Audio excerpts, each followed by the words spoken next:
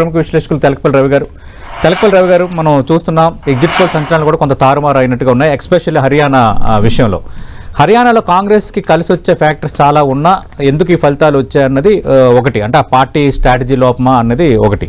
రెండోది ఈ రిజల్ట్స్ పైన కొద్దిసేపటి కిందట జయరాం రమేష్ ఆ పార్టీ సీనియర్ నేత ఒక ట్వీట్ చేశారు. ప్రస్తుతం డిబేట్లో లైవ్లో ఉన్న భువనగిరి ఎంపీ హర్యానా ఎన్నికల పరిశీలకుడు చామల కిరణ్ ఆయన కూడా ఒక డౌట్ వ్యక్తం చేస్తున్నారు. మాకు అనుమానం ఉంది, ఎందుకు రెండో రౌండ్ వరకు ఫుల్ లీడ్ ఉండి ఆ తర్వాత ఒక్కసారిగా నెంబర్స్ ఇట్లా మారాయి అని. ఏం చెప్తారు సార్ దీనిపై? అంటే ఖచ్చితంగా ఈ రెండు ఎన్నికలు కీలకమైనవే సార్. కాకపోతే కాశ్మీర్ అనేది కాశ్మీర్ రాష్ట్రానికే కాకుండా భారతదేశ వ్యాప్తంగా అలాగే బీజేపీ వ్యూహం అనండి వాళ్ళకి సంబంధించి కూడా చాలా కీలకమైన ప్రాధాన్యత కలిగింది. హర్యానా విషయానికి వచ్చేసరికి బీజేపీ మెజారిటీ కోల్పోయిన నేపథ్యంలో తదుపరి జరిగే శాసనసభ ఎన్నికలు, తదుపరి జమిల ఎన్నికల ఇంకోటి ఇట్లాంటి వాటి అన్నిటికి కూడా ఇదో కొలబద్దలాగా ఈ మూడు రాష్ట్రాల శాసనసభ ఎన్నికలను పెట్టుకున్నారు. ఆ విధంగా చూస్తే ఇప్పుడు వచ్చిన మిశ్రమ ఫలితాలని చెప్పాల్సి వస్తుంది. జమ్మూ కాశ్మీర్ రిజల్ట్స్ ఖచ్చితంగా రాజకీయంగా, రాజ్యాంగపరంగా, నైతికంగా కూడా బీజేపీకి పెద్ద దెబ్బే. ఎందుకంటే గతంలో వచ్చిన దానికంటే కొంచెం తగ్గాయి, వీళ్ళకేమో స్పష్టమైన ఆధిక్యత వచ్చింది. మూడవది కాశ్మీర్ని మేము కాపాడాము, 370 రద్దు చేసాము, దేశంలో కలిపాము, చాలా క్లెయిమ్స్ చాలా ఉన్నాయి కదా. ఇవన్నీ అయిన తర్వాత వాళ్ళనే ఎన్నుకోవటం. మరి ఇప్పుడు వెంటనే అక్కడ రాష్ట్ర ప్రతిపత్తి పునరుద్ధరిస్తారా, ఏం జరుగుతుంది చూడాలి. హర్యానాకు వచ్చేసరికి ఖచ్చితంగా ఆ తీర్పు ఇండియా కూటమికి నిరుత్సాహం కలిగించే పరిణామమే. కాంగ్రెస్కు ప్రత్యేకంగా ఒక దెబ్బ, ఒక గుణపాఠం కూడా. అయితే మీరు అన్నట్టుగా ఇప్పుడు జయరాం రమేష్ మాట్లాడిన చాలామంది ఒక్క సంస్థ తప్ప వీళ్ళందరూ కాంగ్రెస్ గెలుస్తుందని చెప్పారు. ఒక సంస్థ మటుకు చెప్పింది, దాని పేరు నాకు ఇప్పుడు గుర్తులేదు, కానీ బీజేపీ రావచ్చని. కానీ సతీష్ కీలకమైంది నేను చెప్పేది ఏమంటే కాశ్మీర్లో అయినా హర్యానాలో అయినా ఎగ్జిట్ పోల్స్ కంటే కూడా 2024 లోక్సభ ఎన్నికల ఆధారంగా అసెంబ్లీ సెగ్మెంట్ల లెక్కలు ఏవైతే ఉన్నాయో అవి ఎక్కువ దగ్గరగా ఉన్నాయి. ఇప్పుడు ఎప్పుడైనా అంతే, అవి నిజమైన ఫలితాలు. 2024 లెక్కల ప్రకారం హర్యానాలో బీజేపీకి 44 స్థానాల్లో ఆధిక్యత ఉంది అసెంబ్లీ సెగ్మెంట్స్లో. 10 సమానంగా వచ్చాయి, ఎవరికి పెద్ద. అందులో 44 బీజేపీకి వస్తే 42 అట్లా కాంగ్రెస్కి వస్తే ఒక 4 ఆప్కు వచ్చింది. సో అందరూ ఆశించింది ఏంటంటే ఇండియా కూటమి తరఫున ఆప్ కాంగ్రెస్ కలిసి గట్టిగా నిలబడితే ఖచ్చితంగా వాళ్ళు గెలిచి ఉండేవాళ్ళు. కానీ ఆప్తో కలిసి వెళ్ళకపోవడం అనేది ఖచ్చితంగా అది కాంగ్రెస్ పార్టీ తన బలాన్ని తనకు మళ్ళీ వెనక్కు తిరిగి చూసుకోవడానికి. రెండవది అనేక చిన్న పార్టీలు హర్యానాలో ఎలిమినేట్ అయిపోయాయి, మిగిలిన పార్టీలన్నీ ఓట్లన్నీ రెండు పార్టీల మధ్య కేంద్రీకృతం అయ్యాయని చెప్తున్నప్పటికీ వందలు వేలల్లో ఓట్లు తెచ్చుకొని వీటిని చీల్చడంలో, దెబ్బతీయడంలో ఆ పార్టీలు చాలా, అది దుష్యంత్ చౌతాలా పార్టీ కావచ్చు, బన్సీలాల్ పార్టీ కావచ్చు, ఇంకోటి కావచ్చు, అలాగే బీఎస్పీ కూడా రెండుగా చీలిపోయిన ఒక పరిస్థితి కూడా ఉంది. సో వీటన్నిటిని కూడా బీజేపీ ఎన్డీఏ చాలా జాగ్రత్తగా ఉంది. ఇంకొకటి కూడా గుర్తించాలి, మనం ఆంధ్రప్రదేశ్లో చూసినట్టుగా బీజేపీ నాయకత్వం సగం మంది అభ్యర్థులు మార్చి 2-3 నెలల ముందే ముఖ్యమంత్రిని కూడా ఖట్టర్ను మార్చి సైని అని ఆయన పెట్టి వాళ్ళు చాలా ప్రయోగాలు చేశారు. అమిత్ షా స్వయంగా అక్కడ ఆధ్వర్యం వహించారు. దాదాపు సగానికి పైగా ఇండిపెండెంట్లను దించారు. చాలా వ్యూహాత్మకంగా, అంటే అన్ని చాలా జాగ్రత్తలు తీసుకున్నారు. కేంద్రంలో అధికారం తర్వాత మొన్ననే తగిలిన దెబ్బ పునరావృతం కాకూడదు. హర్యానా సతీష్ మీకు ఢిల్లీ దగ్గరగా ఉండటం వల్ల అది వ్యాపార వర్గాలు, రైతాంగ భూస్వామ్య వర్గాలు, జాట్లు, దళిత జనాభా కూడా చాలా ఎక్కువ, అనేక విధాల social composition very different, unique. ఇప్పుడు జాట్ అనే కోణంలో చూస్తే రేపు ఉత్తరప్రదేశ్ ఎన్నికల వరకు కొనసాగాయి. అయితే ఖచ్చితంగా కాంగ్రెస్కు ఇండియాకు చాలా అనుకూల అంశాలు ఉండినాయి. రైతాంగ ఉద్యమం జరగడం, కర్నాల్ ఘటన, వినేష్ పోగాట్ అగ్నివీర్కు వ్యతిరేకంగా ఇన్ని జరిగినా కానీ దాన్ని సద్వినియోగం చేసుకోవడంలో తప్పకుండా ప్రధాన పాత్రధారిగా ఉన్న కాంగ్రెస్ పార్టీ తగు జాగ్రత్త తీసుకోలేదు అని అనిపిస్తుంది.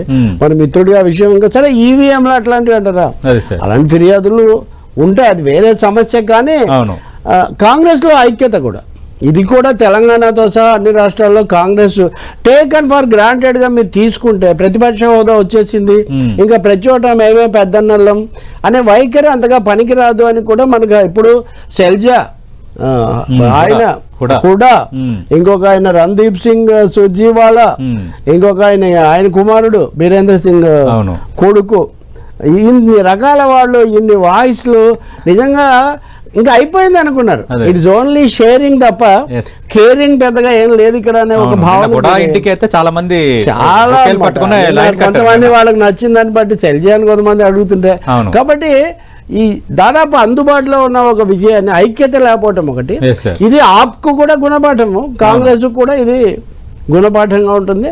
మిత్రుడు ప్రకాష్ రెడ్డి తప్పకుండా మనం సగం ఆయన అభినందించవచ్చు, అభినందన లేదు, ఎందుకంటే కాశ్మీర్ లో గెలిస్తే ఎక్కువ అభినందించేవాడిని. కానీ చామల కిరణ్ గారు, కానీ ఒక ఇంట్రెస్టింగ్ ఏమంటే కాశ్మీర్ కు తెలుగు వాళ్ళు రామ్ మాధవ్, కిషన్ రెడ్డి వీళ్ళే అసలు వాళ్ళని రామ్ మాధవ్ మళ్ళీ తెచ్చి పరిశీలకుడుగా పంపడంలోనే అక్కడ కొంత బలహీనత అది వరకు అని చాలా చర్చ జరిగింది. కిషన్ రెడ్డి ఇన్ఛార్జి బాధ్యతలు ఇచ్చారు. తెలంగాణ ఇచ్చింది కాంగ్రెస్ పార్టీ, కానీ అప్పుడు గెలిచింది బీఆర్ఎస్. అలాగే ఆర్టికల్ 370 రద్దు అనేది కేవలం అది జమ్మూ కాశ్మీర్ పరిమితమైంది కాదు, దేశ సమగ్రతకు పరిమితమైంది. మూడోది, మేము 33 సీట్లు వస్తాయని ఎక్స్పెక్ట్ చేసాం. మేమేమి జమ్మూ కాశ్మీర్కి తిరిగి లేకుండా మేము వస్తామని ఏదో జరిగిపోతుందని మేము చెప్పట్లేదు, ఇది ఇట్స్ ఫ్యాక్ట్ అంటున్నారు. సార్, ఇప్పుడు ఎవరైనా వైజ్ ఆఫ్టర్ ది ఈవెంట్ అని ఘటన జరిగాక ఏదైనా మాట్లాడొచ్చు. ఈ ఫిగర్స్ నేను హర్యానా గురించి చెప్పాను, కాశ్మీర్ గురించి కూడా చెప్పాను. ఇవన్నీ చాలా స్పష్టంగా సెగ్మెంట్ల వారీగా ఉన్నాయి. ఒక మతం వాళ్ళు అని కాశ్మీర్ లోయ గురించి మాట్లాడేటప్పుడు జమ్మూ గురించి కూడా ఒక మతం ఆధారంగానే కదా మనకు అక్కడ ఆధిక్యత స్థానాలు వస్తాయని చెప్పింది. జమ్మూలో కూడా బీజేపీ ఆశించిన స్థానాలు తెచ్చుకోలేదన్నది ఒక నిజం కదా.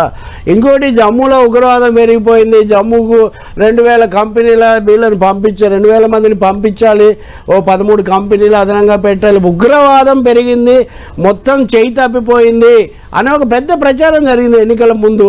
ఎమోషనల్ అప్పీల్ చాలా జరిగింది. మోదీ గారు స్వయంగా వెళ్ళారు, ఒక 5గురిని నామినేటెడ్ మెంబర్లను పెట్టడం లాంటివి, అలాగే చివరిలో అనేక సంస్థలు పెట్టడం. మీరు ఇంకోటి చెప్తున్నారు, నిజమే, నేను కూడా 370 దేశానికి సంబంధించిందనే చెప్తున్నా. కానీ కాశ్మీర్ కోణంలో ఆ నిర్ణయం తీసుకోవడం సరికాదు. ఆ ప్రజలు తిరస్కరించారు కదా.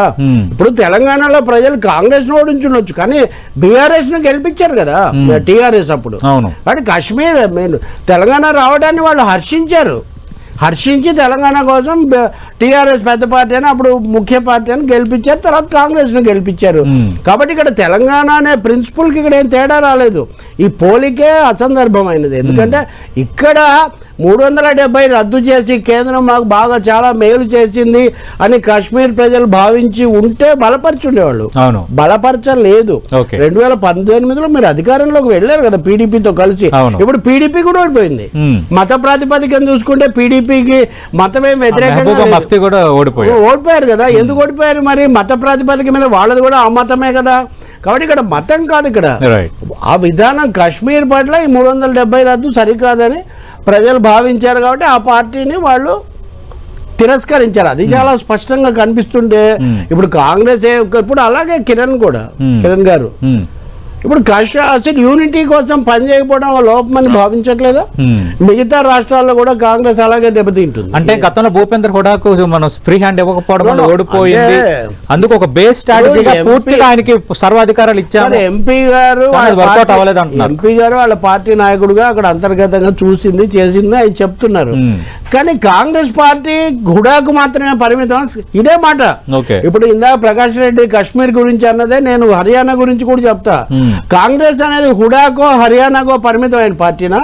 దేశవ్యాప్తంగా రావాలి, మేము బీజేపీని ఎదుర్కోవడం మేమే ప్రధానం, రాబోయే మేమే వస్తాం, రాహుల్ గాంధీకి యాక్సెప్టెన్స్ పెరిగింది, అది ఇది అంటున్నప్పుడు రాహుల్ గాంధీని పక్కన పెడతారా?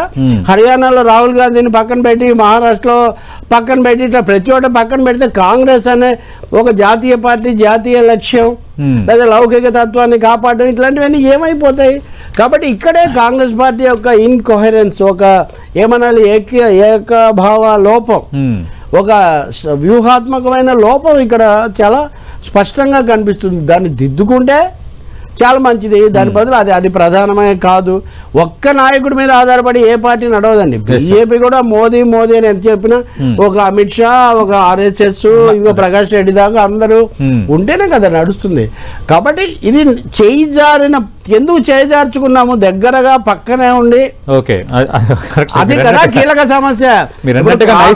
ఇప్పుడు మహారాష్ట్రలో ఏం చేస్తారండి, ఇప్పుడు మహారాష్ట్రలో వెళ్ళి శరద్ పవార్ కీలక నాయకుడు కాబట్టి ఆయనకే వదిలేస్తామంటారు. మహారాష్ట్ర ఉంది, ఇప్పుడు జార్ఖండ్ ఉంది. జార్ఖండ్ లో జేఎంఎం వాళ్ళు ఇప్పుడు మాకు ఎక్కువ స్థానాలు కావాలంటున్నారని వాళ్ళు చెప్తున్నారు. బీజేపీ కొంచెం హోప్ ఉంది జార్ఖండ్ లో. మరి అటువంటిప్పుడు మీరు దానికి తగిన కౌంటర్ స్ట్రాటజీ మీకు ఉందా, లేకపోతే ఇదే ఫలితం వస్తుంది అక్కడ కూడా. ఈ వరుసగా 1-2 దెబ్బతిన్న తర్వాత ఎవరు బలోపేతం అవుతారు? లేదు, కేరళ లాంటి చోట కూడా చూస్తాం మనం, చాలా చోట్ల. తెలంగాణలో చూస్తాం.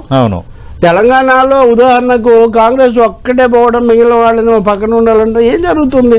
కాబట్టి వైడర్ యూనిటీ మోదీ గుర్తిస్తుంటే కాంగ్రెస్ ఎందుకు గుర్తించి నాకు అర్థం కాదు. అది ఇప్పుడు అధికారంలో ఉండి 10 ఏళ్ల నుంచి ప్రధానిగా ఉండి మాదంతా అఖండ భారత్ లేదా హిందుత్వం అని చెప్తున్న పార్టీ చిన్న చితక పార్టీలను కూడా కలుపుకొని పోతే తప్ప గెలవలేమని వాళ్ళు భావిస్తుంటే, వాస్తవాన్ని దెబ్బతిన్న తర్వాత కూడా 2 సార్లు దెబ్బతిన్న తర్వాత కూడా గుర్తించలేకపోవడం నిజంగా ఆశ్చర్యం. అంటే ఆయన ఇప్పుడు విధానం మొత్తాన్ని ఆయన చెప్పలేకపోవచ్చు, కానీ but it's an eye opener at right time. Whether one opens his eyes or not, it's their concern. అలా బీజేపీ కూడా టేకన్ ఫర్ గ్రాంటెడ్ గా తీసుకోకూడదు. Single strategy, emotional strategy work out అవ్వద్దు అన్నది కూడా కాశ్మీర్లో స్పష్టంగా చెప్తుంది. అది కాశ్మీర్కి సంబంధించింది కాదంటే ఏం చెప్తామండి? ఒక్క వాక్యం చెప్పేసి కంక్లూడ్ చేస్తా సతీష్. కాశ్మీర్ భారత్లో భాగం అని మనం చెప్తాం అందరం కూడా, కానీ కాశ్మీర్లో భారత్ భాగం అయిందా లేదా? భారతదేశాన్ని వాళ్ళలో you may take Caesar out of Rome but not Rome out of Caesar అన్నట్టుగా మీరు కాశ్మీరీల హృదయాల్లో భారతదేశాన్ని కాశ్మీరియత్, ఇన్సానియత్, జంబోరియత్ అని వాజ్పేయి గారు ఒకప్పుడు చెప్పాడని చెప్తుంటారు. ఆ స్పిరిట్ ఉందా లేదా? అది కదా ఇక్కడ కీలక ప్రశ్న.